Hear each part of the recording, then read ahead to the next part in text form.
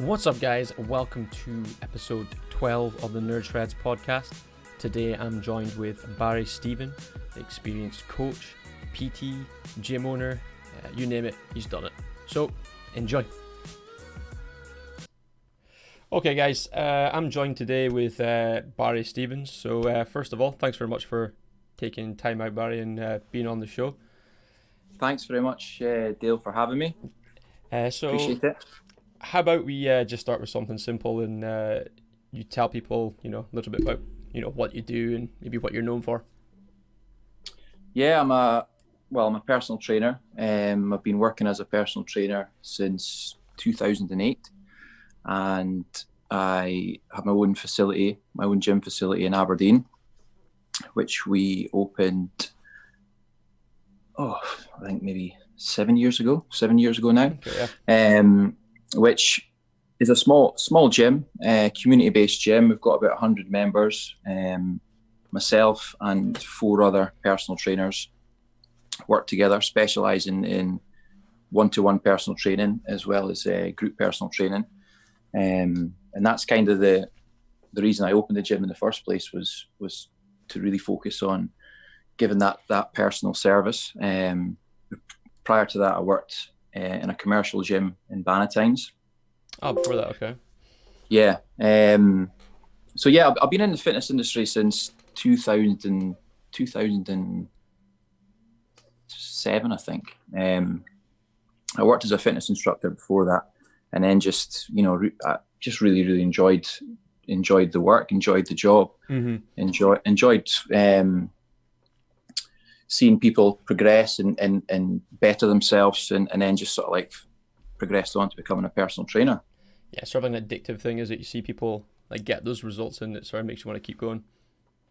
Yeah, absolutely. I mean, to be honest with you, I kind of fell into the industry. I left uni in 2005, and I was at university. I did a business degree. I didn't actually do anything that was directly related to what I do just now. Okay. Other than the fact that I own a business, I suppose, which just kind of came in handy. But just a typical student, really, left university and applying for jobs everywhere, all sorts of different jobs, with no real like direction, and was really struggling to get a job, to be honest with you. And my friend, who was a general manager at the time in a community gym in Perth, which is where I'm from, he gave me a job as a cleaner. So I actually started off in the fitness industry as a domestic, as a cleaner. Oh, okay. And basically worked my way up. So had I not really taken on that job, to be honest with you, I might not have been in the role that I'm currently in, which is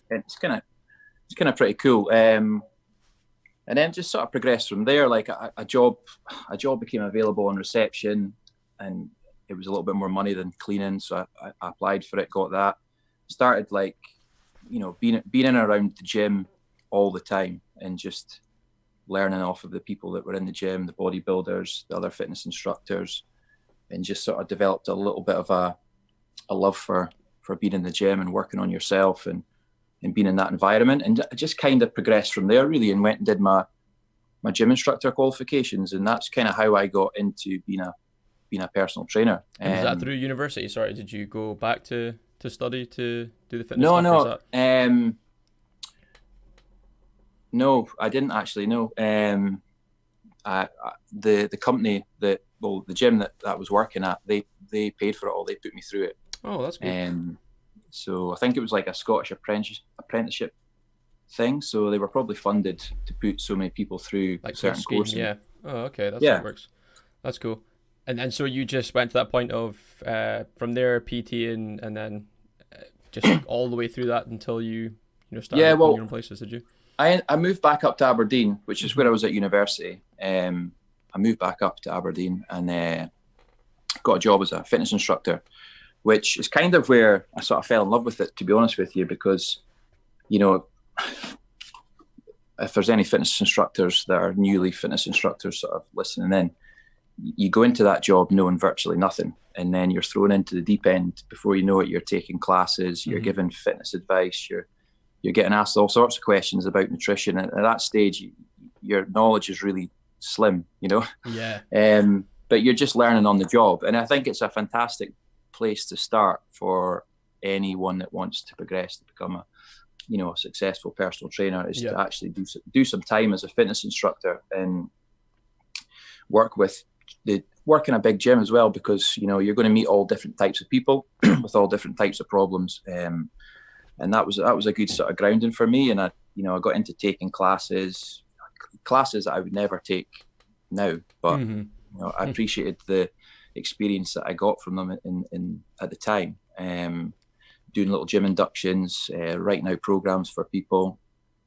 And I think from there I started to see like I was making a difference to other people's lives. Like I was getting a kick out of other people progressing and improving and physically as well as mentally improving on themselves, and then reporting back and I was sort of getting praise for it, and I just kind of thought, you might know yourself, but fitness instructors they're not paid particularly well at all. No, especially it seems, again, one of the most common questions probably asked is, how do you sort of get into it? You get some people that will do like yourself courses, and the same as me, or they go the complete opposite, and some of them will do something like say sports science at like university, and it's more like, what's like the best to do? And you'll see, because again, for me, I'll normally go to like just a pure gym, so like anyone in the UK will obviously know that, and it's like their courses once you've done their course, you can then train with them.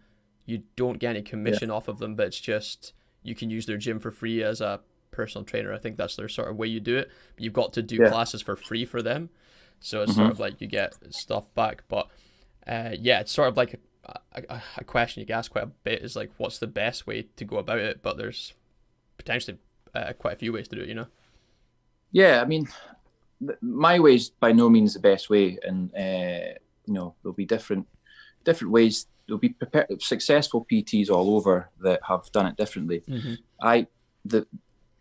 What I felt worked for me, looking back, was the fact that I almost did an apprenticeship. I served time as a fitness instructor and did all the meaningful tasks, did all the cleaning jobs, covered all the classes, that sort of thing. That's where I built up all my sort of basic experience, so to speak, as well as working with the public as well. Like getting that people skills and work, which is so important in personal training. I've seen so many really good personal trainers that are like really knowledgeable, just not progress onwards at all because of their sort of people skills. Yeah, the social aspect they're missing a little bit. Yeah, or their experience at that point, they just haven't got it, which is a shame, because you only get experience from doing things, and we all need to have that time building that experience.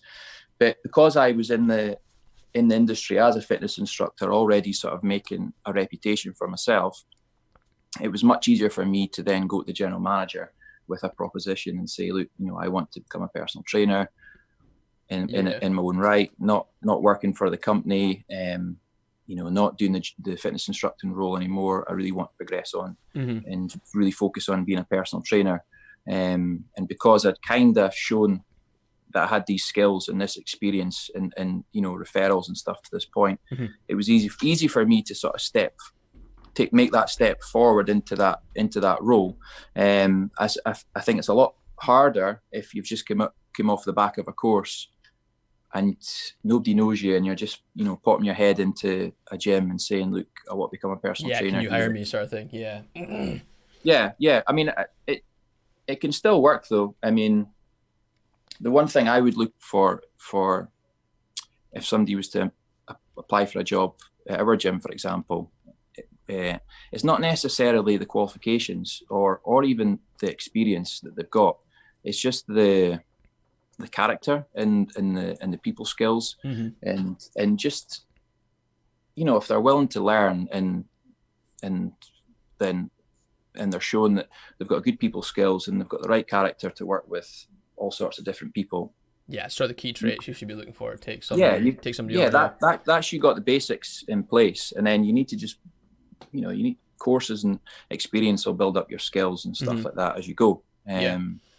I don't even know if that answers your question. No, it does. Again, it's just there's always different ways, and again, I'll often get a lot of these people that will ask about certain online courses, and again, you see a lot of these like fitness influencers online, and some will be, the top of the top bodybuilders. They probably have no course they've done or anything like that, but they're in such extreme shape themselves that they've obviously gone through some kind of training like that, and then they'll sell these plans, and they'll be, oh, this is the plan, what do you think of it? And they'll just send me a link to it. And the thing is, most of them are like, the best way to describe it is like cookie cutter workout plans. They're the same for everybody. So like, they'll probably still work in the short term or for whatever your specific goals are, but the thing is, they're not tailored to you, sort of thing, is what I'm trying to put across to some people that are buying these things. It's like, depends how serious you want to take it. Some of these people are talking about competing, they want to look like that person, and it's like, well, if you're just doing this plan like this, it's unlikely that's going to happen, sort of thing. But it's another way where people are coming into like this training field. Is just like, I'm in really good shape, I want to get you this good shape, sort of thing, rather than I've got a qualification. Yeah, I mean, being in very good shape doesn't mean to say that you're the right person to train train somebody. Do you know what I mean? It doesn't. That in itself is not a qualification to be a personal trainer. I mean, I think it helps if you are in shape though, because ultimately people are going to look up to people that are in better shape than them. And it's kind of like the product you're selling, isn't it? Really, you kind of want to sell it. Yeah. I mean, I always say, like, I mean, generally, would I go to a personal trainer that was way out of shape? Probably not. No. Yeah. And even if that would be the first impression. So I wouldn't even get a chance to see how good they were, because I was put off at the first impression. But being in really good shape and being a bodybuilder and having won this or whatever, that doesn't mean to say that you're going to be the best personal trainer either. But if there's anyone that's watching that, listening, that's looking for a personal trainer, and their goals are like, generally what most people goals are, to look a bit better, to get a bit leaner, to lose weight, to build up their fitness. If you did go to a bodybuilder, for example, is that the right type of person for you? I mean, most bodybuilders are specialized in training people for bodybuilding. Do you know what I mean? Yeah. So I would always, put myself as being a general population personal trainer, somebody that your mum or your auntie or your sister or your brother or yourself could go to and relate to and get a good service from. Yeah. So just chatting about that as well, because you have done some bodybuilding shows in the past yourself, haven't you? Yeah, I've done one, so I would by no means call myself a bodybuilder, because I've only done the one show, and a total respect for anybody that does this year in, year out, because it is, it's quite a brutal sport. And I did do one competition. I think, how many years ago would that be now? Maybe 5 years ago. Okay. It was the UK Drug-Free Bodybuilding Association Scottish Open. So I think it's called Caledonian Classic. So I competed as a novice and came third. And I also competed in the Open, which is amongst other people that have competed at your weight category, and came fourth. So to be honest with you, it worked out pretty well for me, because I came home with 2 trophies, and it was an amazing experience, absolutely amazing. I loved it, but I didn't love it enough to want to kind of go down that route and do it all the time and dedicate myself to that sport. I did it more of an experience, as a challenge, and because I wanted to know how I would fare in that environment, and how I would get on. And sometimes in life, I just sometimes get these ideas, and I just want to get my teeth stuck into something, and just sometimes you get that feeling where you only live once, you should try certain different things. And I could have went on the stage there. I didn't know what to expect. I knew very little about the federation, the people I was competing against. I almost did a crash course in bodybuilding poses, if you know what I mean, and then just rocked up. But I took it very seriously in terms of like the diet. How long did you like specifically prep for it? Like your training, your diet? Because obviously that would, I'm assuming, all change to what you're trying to tailor. Yeah, well, I've prepped for photo shoots and stuff in the past, which is the only thing I can compare to it on a lesser scale. Because when we've done that in the past, obviously the objective's quite similar. You want to get in super lean condition to look as good as you possibly can on camera, for yourself. But so you've obviously went through a dieting process to that point. But the bodybuilding was a step further. It was it was taking it that little bit further. You really want to get yourself as low as you possibly can, so you look as peeled as possible when you stand on stage. And the way I did it is probably different to other bodybuilding approaches. I started, so the competition was in, say, June, and I started the diet in January, mid to end of January, which is quite a long dieting phase. Yeah, it's a good few months. But I did it really, really slowly. Like, I probably didn't even notice I was in a diet for the first 2 months. Okay. But I still managed to chip away and get some body fat off. Managed to keep my strength up during this period. Probably improve on it as well. I took a really slow approach. So I spent maybe a few weeks trying to figure out what my maintenance calories were, and then we just deducted from there a very small amount, and it was quite it was strict in the fact that I was working to certain numbers and I was making sure that I didn't go over these certain numbers day to day. Yep. But it wasn't strict in the fact that I was like doing anything extreme or stop eating certain foods and stuff, yeah, or anything like that. And like I said, because there's kind of probably two approaches you can take to dieting. It's one, slow and steady, or the other one, short and more extreme. And I wasn't super lean in that period in January, but I wasn't like hugely overweight or anything either. So it was.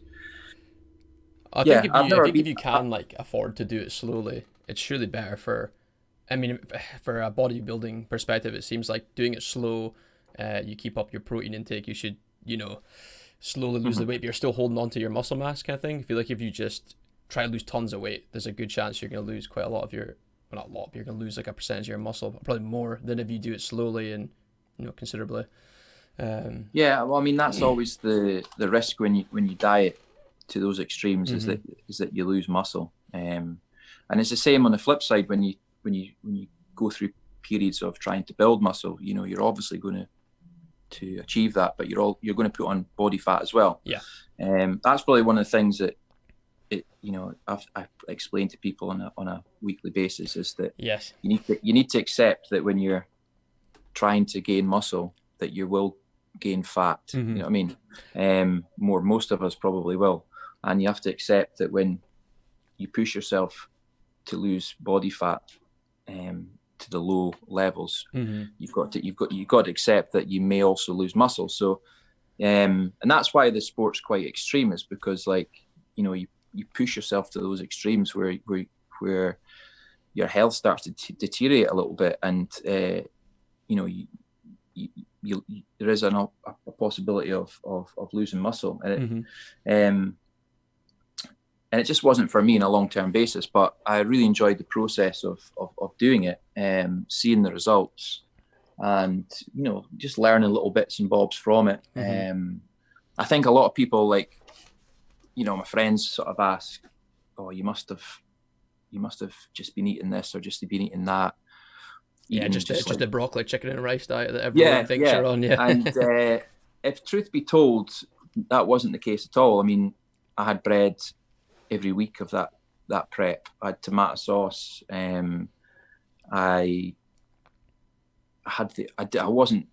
did abstain from like nights out and things like that. Yeah. But I still had the odd drink here and there. I just factored it all in, because had I not, I wouldn't have managed it. I wouldn't have managed to get through that whole period had I not factored in things that people would consider like, treats or whatever.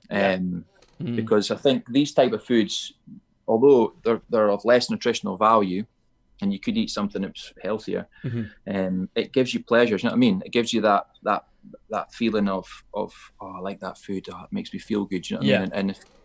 And I think when I'm taking a client through a diet, I make sure that they always get a cheat day or cheat meals. Yeah. Well, to just get the opportunity to have a balanced approach, because if they go too strict and too rigid, one, they'll probably fall off the wagon anyway. Yeah. So, you know what I mean? And it's not sustainable long term anyway. But I want them to have these. I want them to have foods that they enjoy on a fairly regular basis, so that the diet works long term. But yeah, this is definitely something that I get quite a lot. Is more the most popular questions are like, how can I gain muscle and lose fat at the same time? This is something that regularly, and trying to stress that unless you're like new to fitness and it's like your first, say, few months of working out quite heavily, it's quite difficult to do both, sort of thing. Basically people call it like noob gains, as in like if you're brand new, it's quite easy to lose fat and put on muscle, but then it gets to a point where your body just sort of plateaus, and then you've got to, I say choose one or the other, but if you're wanting to gain some size, like you say, you're going to gain a little bit of fat with it, most likely. Or if you're wanting to cut and you're, a good bit overweight, then you've got to be prepared that when you get super lean, you might lose some of your muscle mass, sort of thing. So it's sort of like wanting it all, but it's hard to explain. Just like it's not like again, if you're doing it naturally, if you're not like taking something, obviously, it's quite difficult to gain a ton of muscle and be super lean. But again, people sort of, see these people on like social media and stuff and go, I want to look like that. And it's like, well, that's one, probably not a realistic goal. But yeah, it's, depending on who you're looking at, it's a good chance that person maybe isn't natural or whatever, There's a lot of things you got to take into consideration. He's probably been working out for about 10 years. You've probably just started, Yeah, I guess a lot of people probably, follow people online and they see people in an awesome shape, and they want to look like that, and they think, if I follow this certain lifestyle or this certain way, I'm going to look like that. A lot of people that are in fantastic shape, they've probably spent years of building themselves into that shape. You know what I mean? They've put a lot of effort in with their training and their nutrition, and it's not happened overnight. Do you know what I mean? And then on the flip side, you've got people that are, just genetically very gifted people, and it's very difficult to relate to that type of person. If you're 2 or 3 stone overweight, and not really. Sorry about that, folks. A little bit of a connection issue there. Let's jump straight back in. Yeah, it's just, it seems like that people are genetically different, and it means that like you will get people when you go to the gym, they'll say, I've been going to the gym the same amount of time as my gym partner, but he's XX and X stronger than me, and it's like, well, that does suck. That's the way it's going to be, sort of thing. And there is, if you want to achieve the same thing as some other people, you might have to work harder. It's just the way it goes. But then there might be other body parts where you can be stronger, sort of thing, or you might be better at burning fat or whatever it is. But we're all different, aren't we? We're all different. We've all got different strengths and weaknesses. We've all got different abilities. Some people have got naturally bigger legs. Some people have got naturally smaller legs. Personally, for me, like, especially going into the bodybuilding world, I know that my legs are slimmer build than probably the average bodybuilder.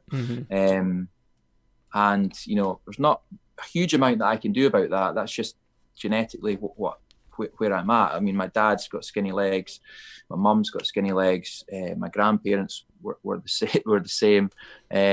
So obviously I'll work harder at building muscle in my legs and make sure that I don't neglect that area. But I'm never going to look like, like one of my mates, for example, has big calves, naturally big calves, doesn't train them, doesn't go to the gym, but just has naturally big calves and stockier build. We're all different. I obviously train a lot of women, and women are absolutely brilliant for training. I love training women because they've got a great mindset, great mentality. But one of the things that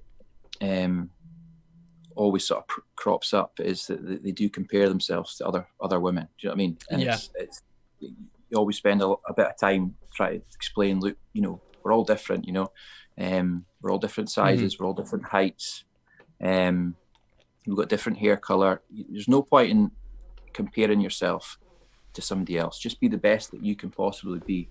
I think when you start accepting, a little bit more about yourself and actually start, like, I know it sounds a bit corny, but like loving yourself, you stop worrying about those little things. You know what I mean? Yeah. Like, I mean, when I was younger, for example, you would get insecure about certain things in your body or your features, whatever. But I guess as you get older, or as you get wiser, you realize that, do you know what? I like who I am. I enjoy being who I am. I know we're all different. So you just try and be the best that you can be. And I think if people, the quicker people get that mindset when they're training, I mean, I'm talking about like just general population people, the more they'll enjoy the process as well. That's it. Yeah, I think a lot of people even just get into fitness because they'll class something as like an imperfection about themselves, and they don't like. And it's along the way they just get to the point realizing, everybody's on the same boat. Everyone has these imperfections, so you just gotta get on with it. Everyone does, and I guess that's how it relates back to what you were saying about just seeing something on Instagram, like a model or whatever. It's not realistic.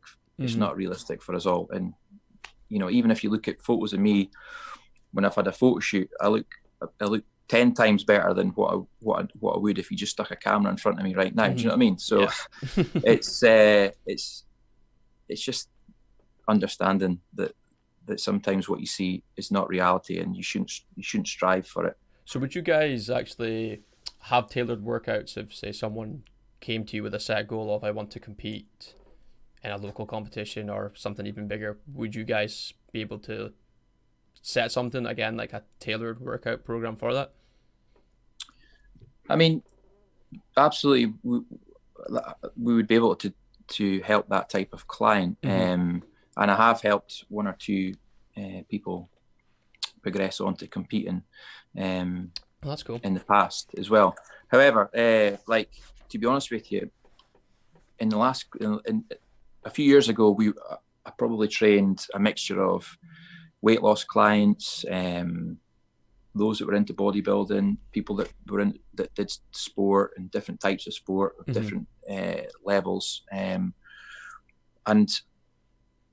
more of like a bit of a jack of all trades, if you know what I mean. Whereas now I've really focused on just helping general population clients, those that are wanting to lose weight, those that want to achieve a better body shape, look good naked, improve on their general health, both physically and mentally. And that's kind of where I sort of spend most of my time now, is just working with like everyday people, really, and just getting them leaner, stronger, healthier, more mobile. So like I don't actually train anyone that has like bodybuilding aspirations. Like specifically, No, but like anyone that comes to us, how we would sort of tailor a program for them is initially, obviously, we have a consultation and we learn as much as we can about that person. Just through sitting down, having a chat, filling out a little questionnaire. and then taking the consultation into the gym and just going through like a full body assessment really, and just just assessing how they move, assess how they perform in certain exercises, find out what level of ability they're at, what their coordination's like, what their strength level's like, and I take into consideration all this information from this first session, and then we sort of like start to look at how we would program for them. So like nothing's really like, oh, this is your program, or that program will suit you. It's a little bit more, I would say it's a little bit more personal, a little bit more tailored than that. However, there's obviously certain movements and certain exercises and certain levels of programs that would work better for each person, depending on where they're at. I think anyone that wants to get involved in bodybuilding or competing in bodybuilding probably already has, or probably should have quite a good grounding in training and a good experience, and probably has built up a bit of muscle already. And they're probably just looking to refine it and, learn on how they can bring up their weaknesses, enhance their positive aspects of their body, and then also sort of marry that with sort of learning how to actually perform on stage. And to be honest with you, that's just not something that I'm maybe particularly good at, or it's not something that I've just not as much experience. Decided to do. I know of other coaches that would be so much better at doing that, and probably have more of a passion in doing it as well. Having said that, I do enjoy taking clients through the process of a diet for, like, say, a photo shoot or a holiday or something like that. And it's kind of similar, but without like a set goal. I know what you mean, like a sort of target weight by this date sort of thing. Or look a certain way rather than a set weight. That is quite good. You've actually experienced with a few different types of training, haven't you? You've done coaching for like Partick Thistle and stuff as well. I read online. So how did that differ from like the sort of PT side of stuff that you're doing now? Well, I got an opportunity to help out at Partick Thistles. It's when they got promoted from the championship, or the first division, whatever it's called, to the Premier, and it was a few years ago now. The manager at the time was Alan Archibald, and Scott Patterson was assistant manager. So I used to train Scott's brother for quite a long time, and so I knew Scott fairly well, and I'd helped him previously when he worked as assistant manager at Livingston. I did a little bit there one pre-season, and he just asked me down. He just said, I want you to come down and help us out at pre-season, day to day.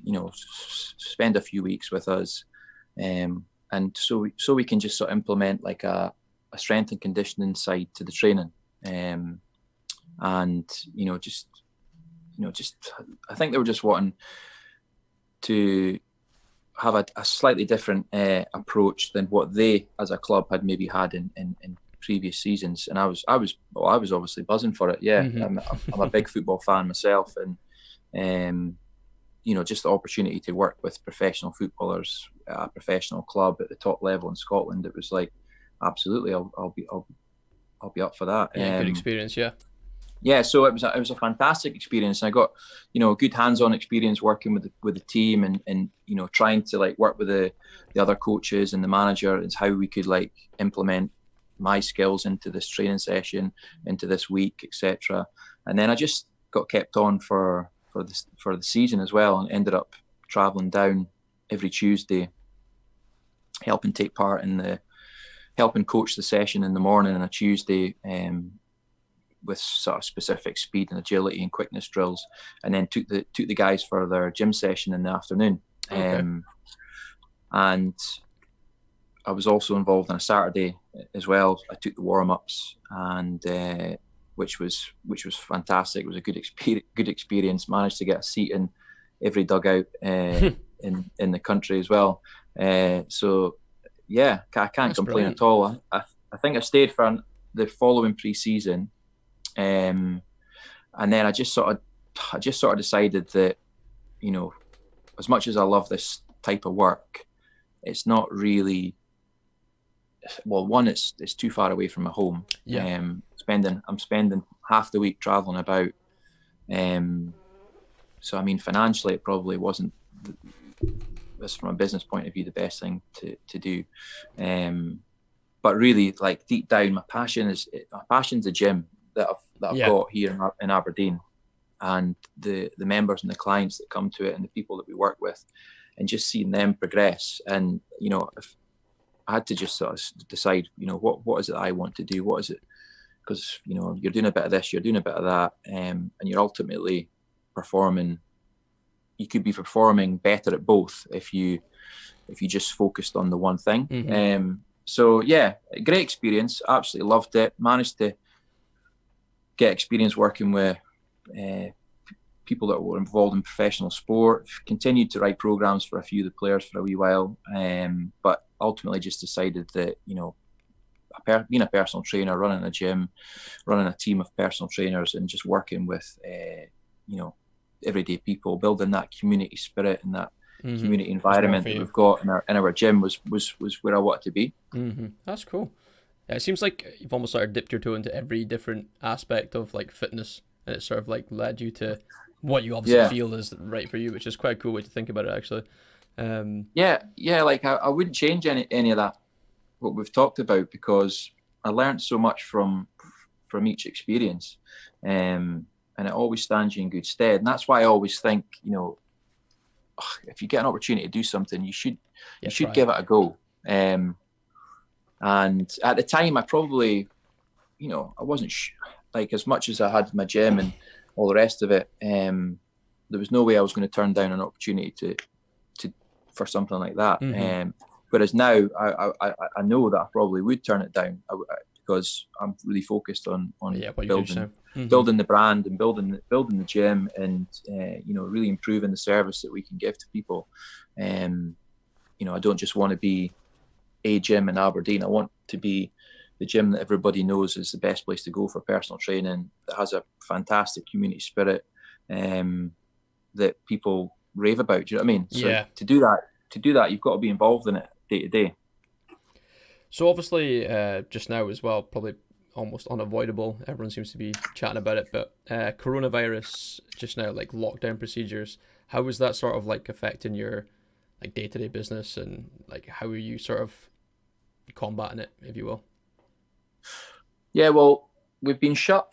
The gym's been closed, as you know. Every gym will be closed for, I don't know, is it 10 weeks now? Yeah, I think so, something like that. A long time. Feels like eternity, to be fair. So yeah. I mean, as soon as I got word the gym was going to close, I think a lot of people were probably panicking, like, oh, what we're going to do. But I just put like if, you know, if you're in the fitness industry or you take an interest in the fitness world, you probably follow a million different people from different places, and so I obviously I know heaps of other gym owners and in that respect, personal trainers, and you get ideas from everybody, and you can all speak to each other as well. And, you know, what are you doing? How are you coping with this? How are you doing with that? But I just decided right off the bat was like, you know, the gym's closed, but it doesn't mean that we can't continue to build the community, support our members, support our clients. And it doesn't mean that we can't be coaches, we can't be personal trainers. We can still do all this, but we just don't have the gym as a place to do it. So in order to sort of keep the community going, keep the membership base strong, and also just to keep giving them a service, really, I just put together a really simple, a private Facebook group. We had a private Facebook group anyway, but I just put one together specifically for the members, and you know, gave them the option, if they wanted to freeze their membership, that's totally fine. But I'm going to upload a class every day to this Facebook page when we're closed, for you guys to take part in. Most of them are pre-recorded, but we do live ones as well. We do 2 live ones a week. Oh, that's good. And that's really good at helping to engage with the members as well. I've uploaded, you know, a couple of times a week nutritional information, pointers, recipes, that sort of stuff. Yeah. And little challenges, and just generally just kept the community going through this sort of Facebook page, so to speak, in all the classes. And that, to be honest with you, I would say 85-90% of the members have really, really enjoyed that. They've taken something from it. They've got a lot of value from it. A few members have fallen off, which is totally fine. We're all going through difficult periods. And then in terms of like the one-to-one and coaching side of things and the group PT, that's where we sort of started utilising the Zoom platform. And for example, I'm still coaching probably about 50% of my clients. That's pretty good. That I was stuff from home via Zoom, just on a one-to-one basis and also on a group basis. And although it's never going to be as good as being face to face, where you can get hands on and really, coach the bit to your best of your ability. If you're a good coach, I still think you can still coach via this platform and this way. So are most of your workouts doing through? Are they like without equipment or are both? It's both. So obviously we utilize what we've got. The first week we were in lockdown, I tried to get the members and the clients to purchase certain bits of equipment. So things like bands we've used a lot, kettlebells, light dumbbells, that sort of thing. Yeah. I also handed out quite a bit of kit from the gym to those that were continuing to be a member, just to help them out. So like, I know that a good amount of the guys that I've stayed on and following our classes and stuff, they've got like a kettlebell, or they've got some dumbbells, or they've got some bands, or they've got some little weights from the gym, or they've got a bar that I've given them. So I kind of know that the guys have got various bits and bobs, and we've just sort of put together programs that utilize all this sort of stuff.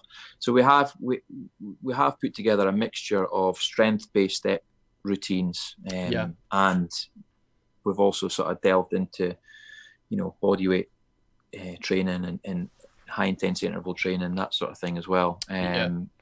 We just try to keep what we do in the gym and the classes that we offer in the gym, try to keep them as similar as we can offline. And to this point, to be honest with you, it's worked pretty well.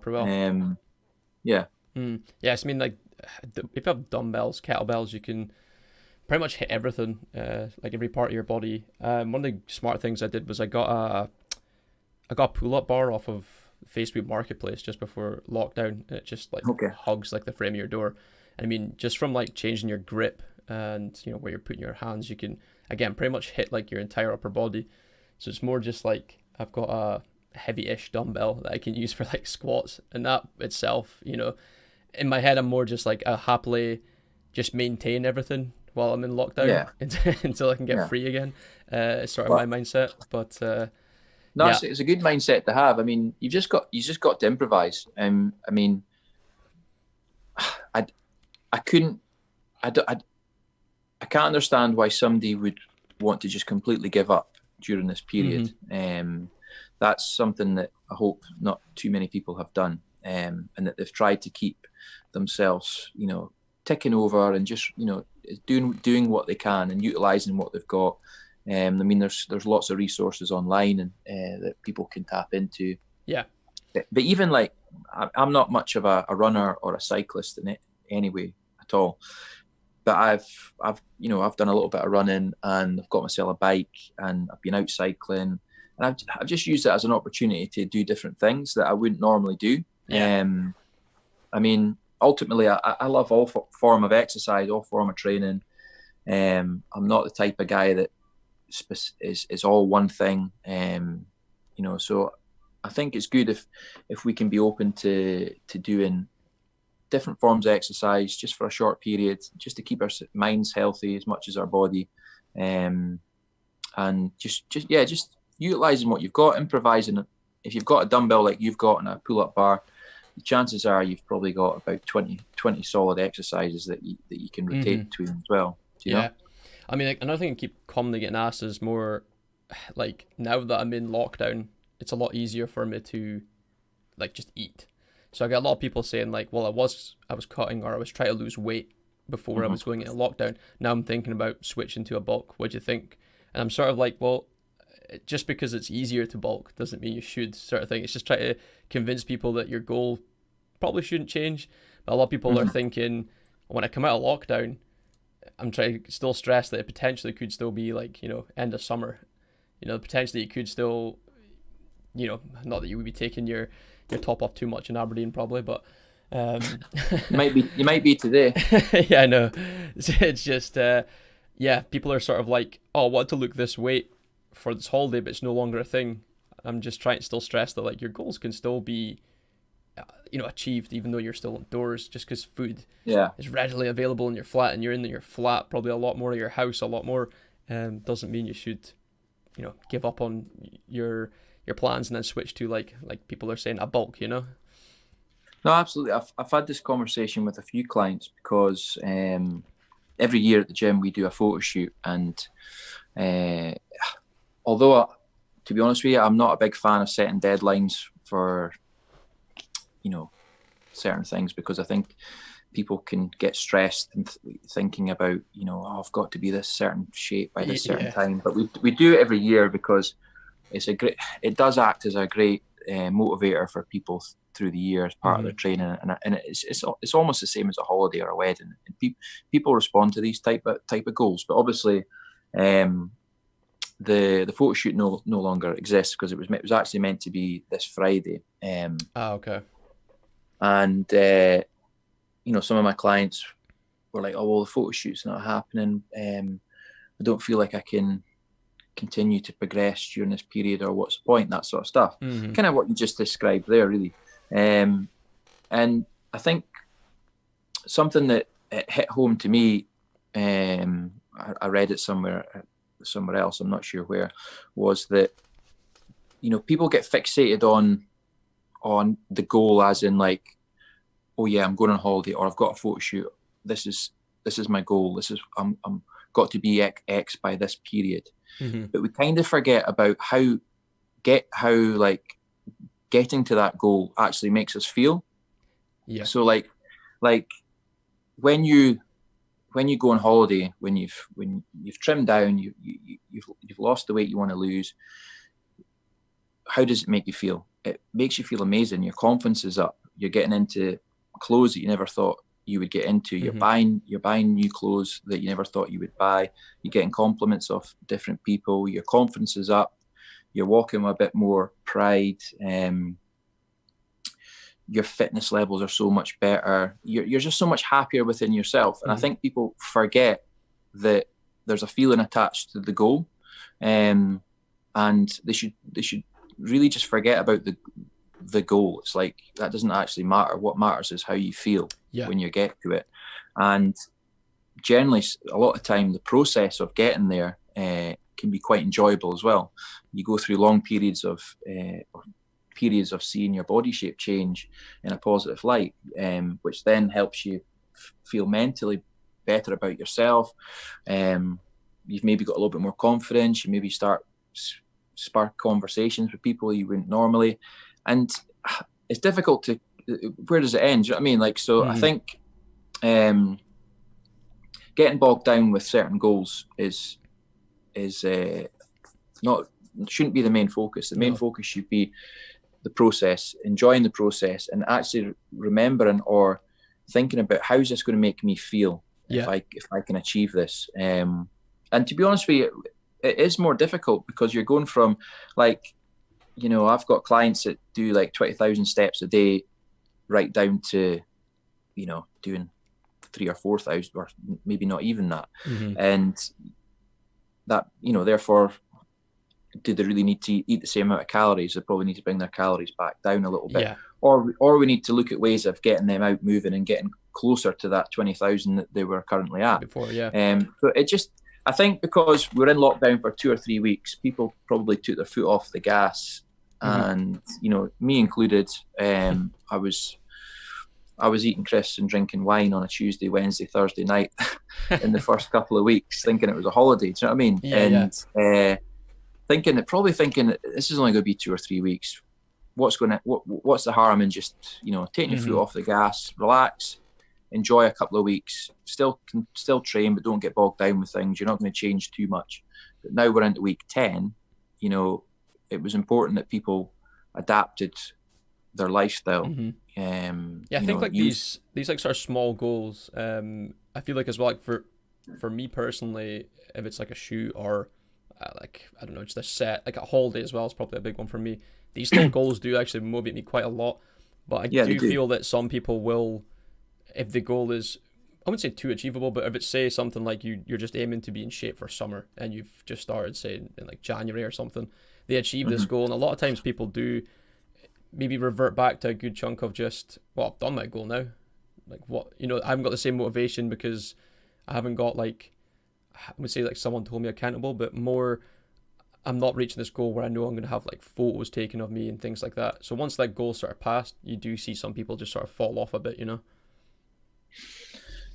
Yeah, I guess that happens, but you've got to come out of that short-term mentality.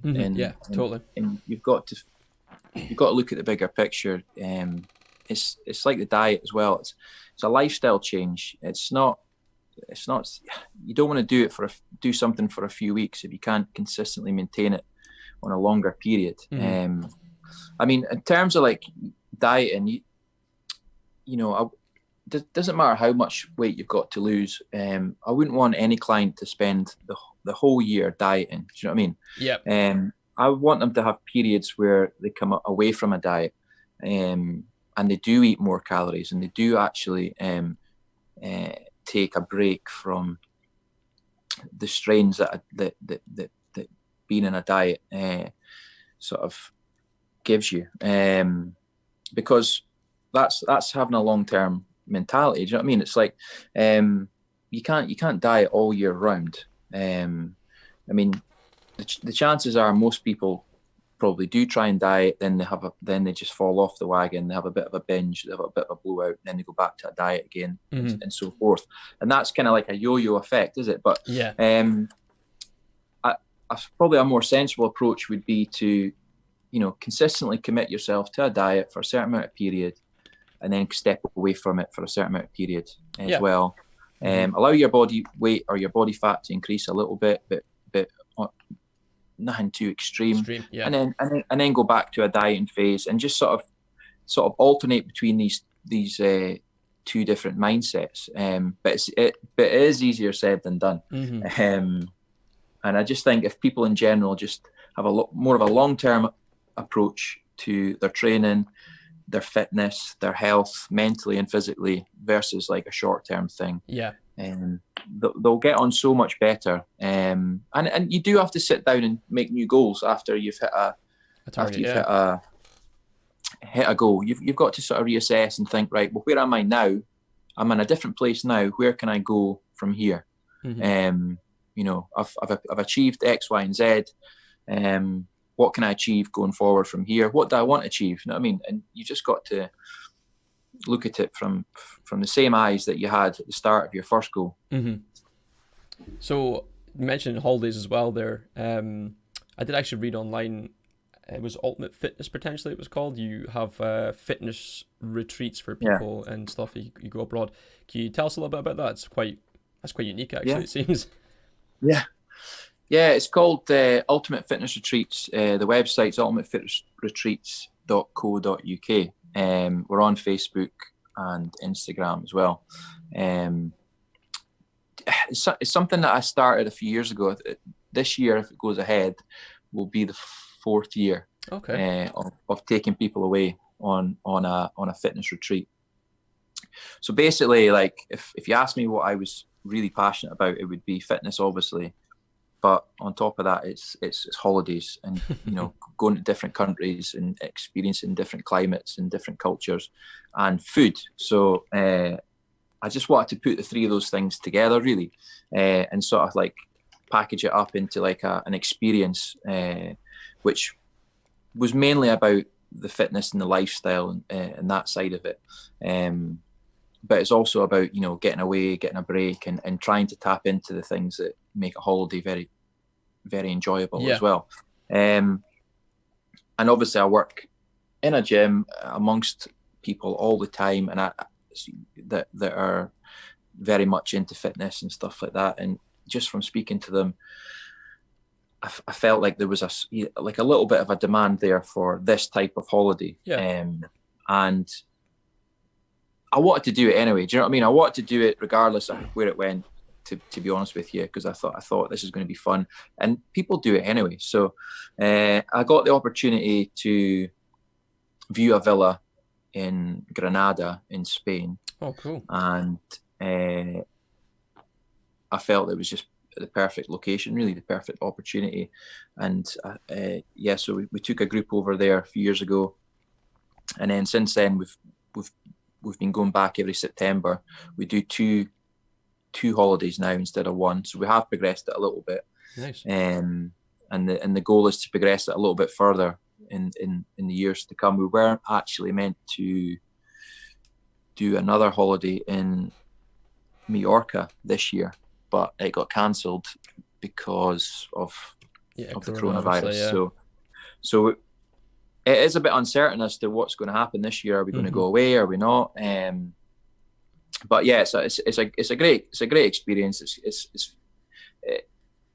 Basically it's 7 days of structured training, all sorts of different types of training, fantastic food, healthy food, of course, but also educating people every day that, about how to have a better lifestyle, how to have a balanced lifestyle. It's nothing rigid. We don't go around at 6 a.m. pulling people out their beds and making them do like SAS style training before breakfast or anything like that. It's a good mix of all different types of fitness. It is tough, but it's scalable, and we've had people of all ages and different backgrounds and different abilities come with us. So yeah. Well, looking through it, it was definitely something that I'd read through of everything you'd done that was probably most appealing to me. I mean, most of the holidays and things I'll go on, maybe it's just my age, I don't know, but most of the time it's I'll train to look good to go away, and then it's 2 weeks of just getting drunk and binging, and I actually do like the idea of doing both, even if it was potential to go away and go out, enjoy yourself, but still be able to, whereas most of my mates, when I'm going away, if we're going as a group, there's maybe one other person that would work out, but try to get any of them to do anything, before like 12 noon, after anything the night before, it's just impossible. So again, the idea of someone or you're away with people that potentially would, be doing both, sounds great to me, Yeah, I mean, it's not for everybody, this type of holiday, and I get that, and I do like holidays where you don't do anything as well. And I go on these type of holidays with my family and stuff, but it's and to be honest with you, people can drink wine, they can have a drink on this. We don't weigh people. It's not that type of fitness holiday. Having said that, most people come back feeling really refreshed, lost weight, and ready to kick on. A lot of my clients that have been going to it use it as a goal, before they go. It's something that helps them in their training, building up to it, like you were just talking about.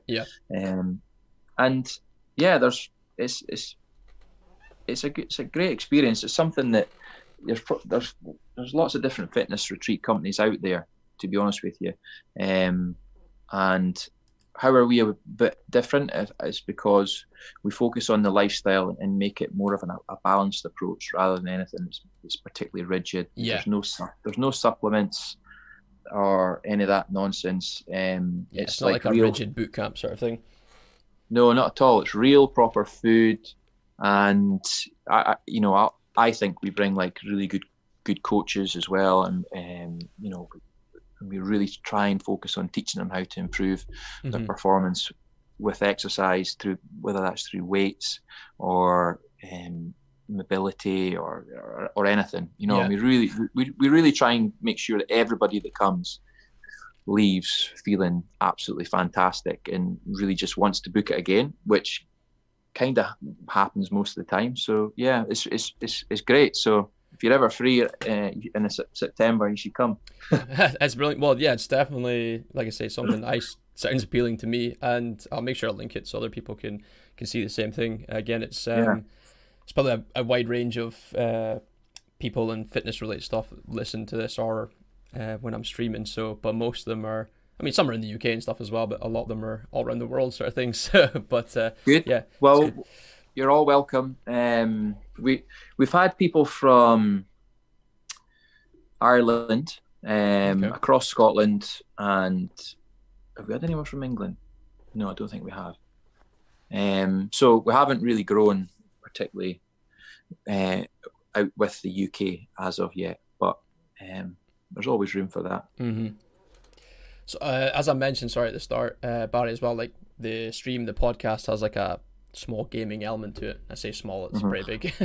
But well, I looked on your podcast, it seemed like a huge gaming element to it. Like I say, you were saying you don't play too much games yourself, but no, your kids, do they play games at all?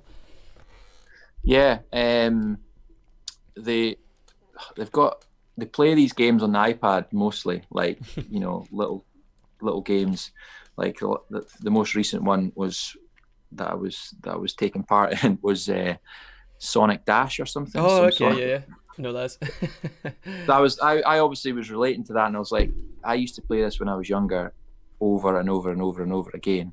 So I was quite interested to see what the graphics were like and what it was like and stuff like that. So bit nostalgia. And it's quite cool. You're still running about trying to pick up rings and stuff like that. That's it. Yeah, he hasn't changed too much.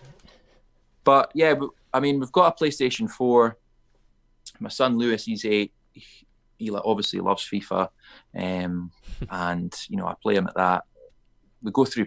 To be honest with you, I go through periods of like, let's play FIFA, and like, let's play FIFA the next day. Let's play FIFA the next day, and then just leaving it for like for ages. 6 weeks, and then be like, let's play FIFA again. And so, to be honest with you, the only game that I would be any good at would be FIFA. Okay.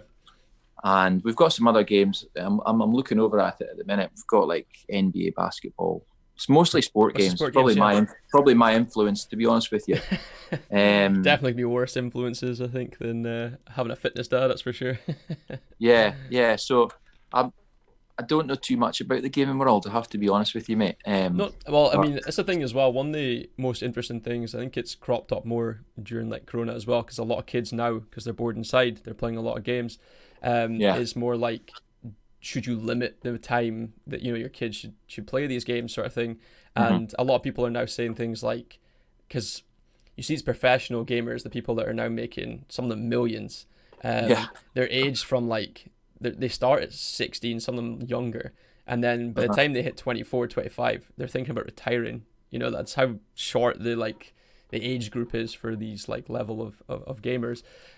So some people are saying like, you should just let your kids play games, because potentially they could become this next person that's going to be sort of thing. So it was more just like, is that something you would do? Would you consider like, okay, you've spent say too long today in the games, get outside, run around, is that something that you think? I probably would. I'd probably say, look, you've been on your computer for a couple of hours now, give it a break, get outside, do something different, go chase a ball. That's probably exactly the advice I would give them. But I would probably say the same if they were outside. I'd be like, give yourself a bit of a rest, go inside, chill out for a bit. Do you know what I mean? Yeah. I think it comes back to that balanced approach, does it? And you can't be too strict with the kids. It's hard for them. They're going through such a tough period just now. Getting homeschooling. My littlest one is in P1, and he even said to me the other day that he can't remember his classmates' names. You know what I mean? So it's like it's a shame. Yeah, it's a shame that. And they're coping with it really well, and they've got their parents to teach them through this period, and it's not easy for the parents either. But it's probably a few strains on some people, some families. I know ours hasn't been perfect, but I just think they need a bit of time to kick back, and I've got no problems on playing the computer. And the good thing, it's not 24/7. The good thing that comes of it as well is they know how to do things better than I do on like the laptop and stuff like that. So it's like I go to them for advice sometimes. Yeah. How do I do that?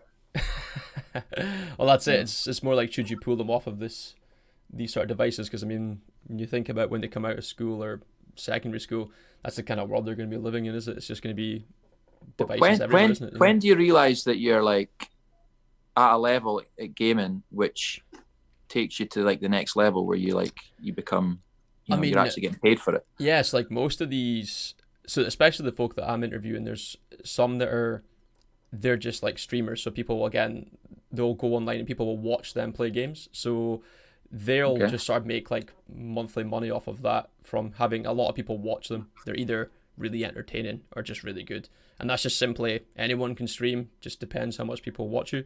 The other is like, if you get really good at any game, that means FIFA or whatever game you're playing, they all have these like ranking systems within the game. And the competition. Pretty much. And the top tier guys, these are the ones that are, the next Ronaldo of FIFA or the next Ronaldo of whatever game, It's mental to think about. And then they just, from like local competitions to everything, you start seeing like these sponsors like Red Bull paying them like millions just to sit in their pants in their bedroom playing games, So it's a crazy time. But that's how it works. So yeah, sorry, Barry. Normally I finish off with just like a couple questions that people have asked from streaming, or just general questions I've had asked on Instagram as well, if you're okay to answer some of them. Yeah, crack on. So first question is, what's your favourite cheat meal? Oh, I like a lot of food, but favourite cheat meal. It's probably quite calorific, so I'll give this one a go. I absolutely love a full English breakfast or a full Scottish breakfast. Fry up, nice. So just the full works. Scottish breakfast, not English breakfast, because they miss out some key ingredients. Black pudding, haggis, tatty scone, that sort of stuff. Oh man, tatty scones are. There's a place. There's a place in Edinburgh. I can't remember the name of it. It does the plate is just humongous, and I've been there a couple of times after a night out, and I get excited about that. So that's the hangover cure as well, then, is it? Absolutely, yeah. What's your favourite exercise? Favorite exercise? I'll give you two. So cool. Upper body, just any form of pull up. I love a pull up. I just like the feeling of just knowing you can do a pull up or a good few of them. It's got obviously great carryover as an exercise for hypertrophy and strength as well.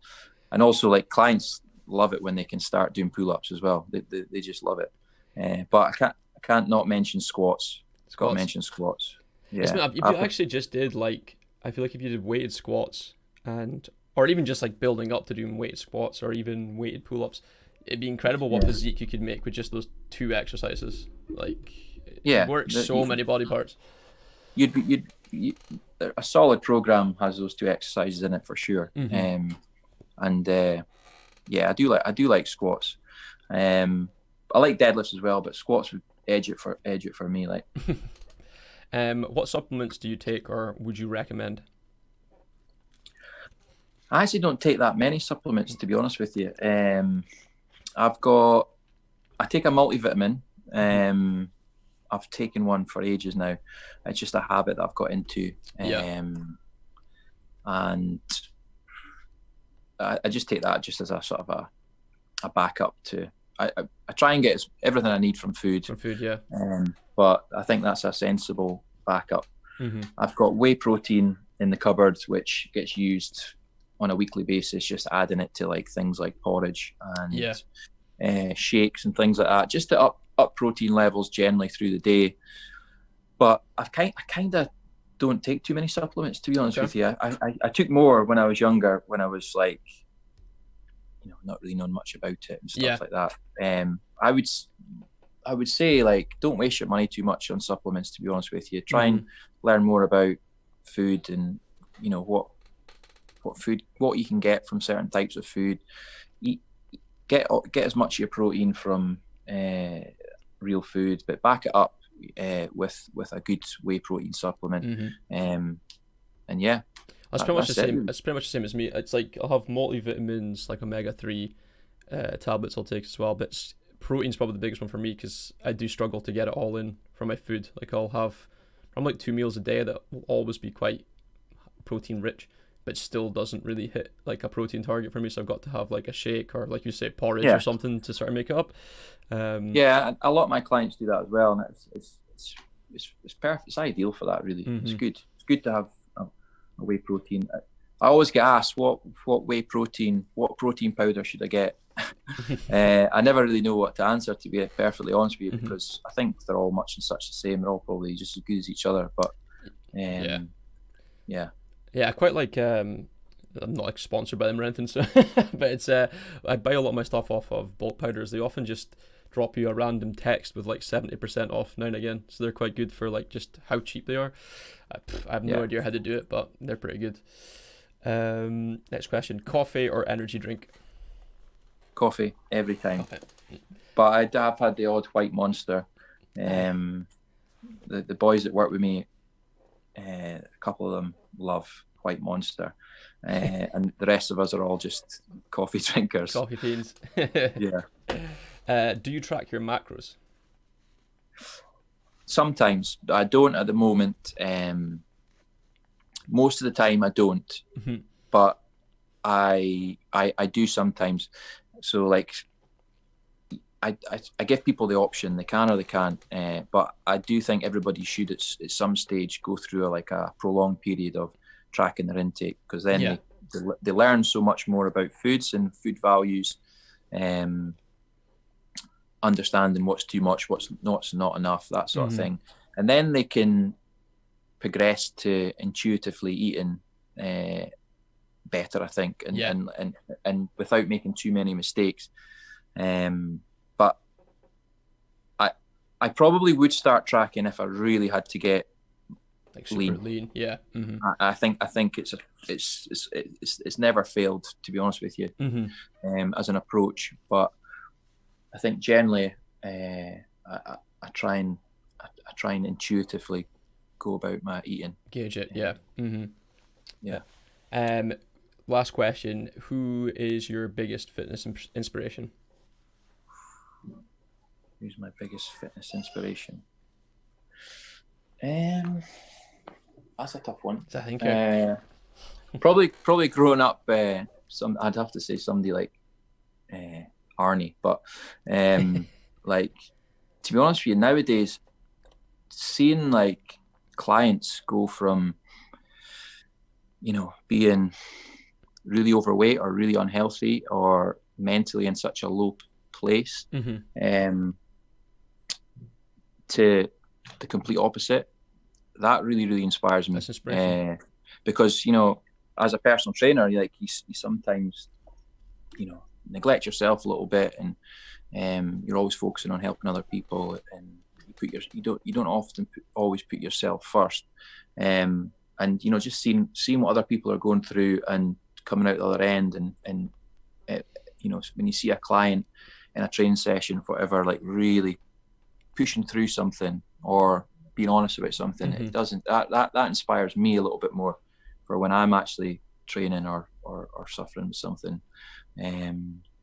But yeah, I mean, there's loads within the fitness industry that I look up to and things like that. There's a guy recently that has really helped me, and if there's any personal trainers listening, and they want to sort of progress their business, a good guy to look up would be Mark Coles. Coles, okay. He's been a good influence in the last couple of years. I did a course with him, and I feel like since I did that course, he's really helped me progress and push on a little bit. That's cool. From a business side of view. So yeah, I would say him from a business side of view. That's cool. Okay, so finally, I'd like to finish off just by giving something a little back to the community. So if you were to give somebody who's completely new, hasn't done any fitness at all, where would you sort of tell them to start, or what maybe mistakes would you tell them to like potentially avoid that you made when you started? Okay, so I would just say, to start off with, if you're doing nothing, for example, are we thinking somebody Just that's someone just who doing hasn't nothing? really started with fitness, is wanting to start. What kind of advice would you give them? It's quite a big question, but it's just something that I Yeah. think a lot of people would benefit from. Get out, get moving, get yourself outside a bit more often. Increase your general activity levels to what they're currently at, because you're going to increase your NEAT and your general expenditure. You're going to boost your fitness just from that. You're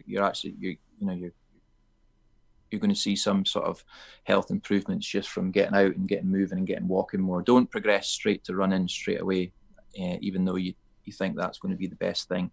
Mm-hmm.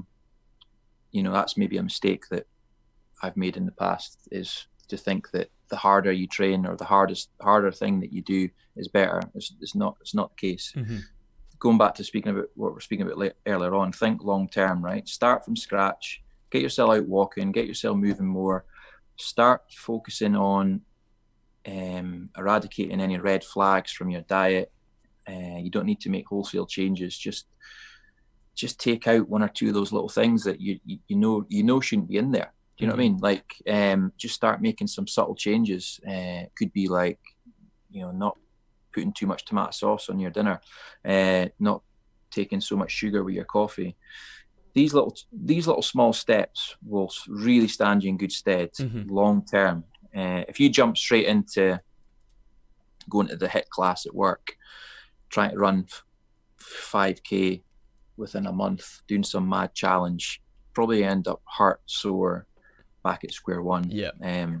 What most people totally miss out on is they don't approach the nutrition at all. They just go all out guns blazing exercise. Yeah. And yeah, that's probably the biggest thing I would say, is like, do not neglect the nutritional side. Doesn't have to become like hard and a stress, but just start adapting your lifestyle a little bit to where you want to be. Yeah, I think the subtle change is a big thing as well. Like, I quite stress that a lot as well. I think when people do start, they do sometimes get carried away off, like, with you're saying there, some folk just totally neglect the diet. I've seen some people will just, again, go, that's it, chicken, broccoli, rice, and it's just so full on that, again, they end up just a week down the line, they end up just eating total crap because it's just too hard. I can't do it. And it's like, well, you don't need to do that. I mean, some of them's just like, you rein down a portion size, maybe that's enough to make a difference to what you're eating, because sometimes it's not what you're eating, it's the fact you're eating twice as much as you should. Yeah, one of the things that this might be quite helpful actually is because obviously we train a lot of people, and not everybody gets the results, or it takes a long time before something clicks and people actually start getting results. And is it right at the get-go, you've got to be honest about the reasons why you want to lose weight. Why do you want to lose weight, or why do you want to get fitter? Why do you want to go down this path? And I don't think people really are honest with themselves right at the start. It gives like really, really vague reasons, or they set really vague goals. I think you need to delve a little bit deeper than that. You have to be a little bit more specific, because your goal has to really be important. And the reasons why you want to be healthier has to outweigh, all the other things that are stopping you get there. I think people they don't get a lot of people don't get that until it's like much further down the line. They just think, I want to lose weight because I want to go on holiday and be a bit thinner, and I want to lose 2 stone. I'm like, okay, well, that's you'd be as well not writing that down. You need to look a little bit deeper than that, and then a step further than that is like, whatever that is, all right, put it on your fridge, put it in your bedroom, put it somewhere in your house that reminds you every single day that this is the reason why you want to become healthier. This is the reason. This is what's going to inspire you going forward. You know what I mean? Yeah. And it could be different for everybody. It could be a different reason for every single person.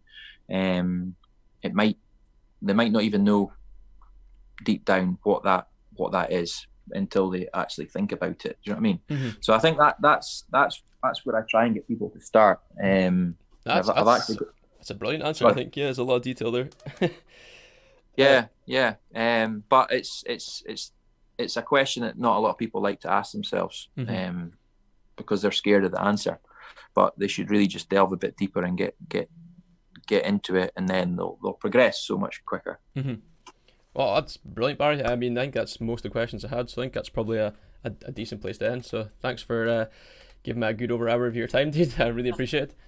No, thanks very much, mate. I really enjoyed it, and it was nice to answer those questions and speak about a little bit about myself, and hopefully the guys that are listening in take something from it. Thanks for listening, guys. If you enjoyed the podcast, please like and subscribe. It really helps me and the channel out a lot, and it also keeps you up to date with all the new guests too. Cheers. See you.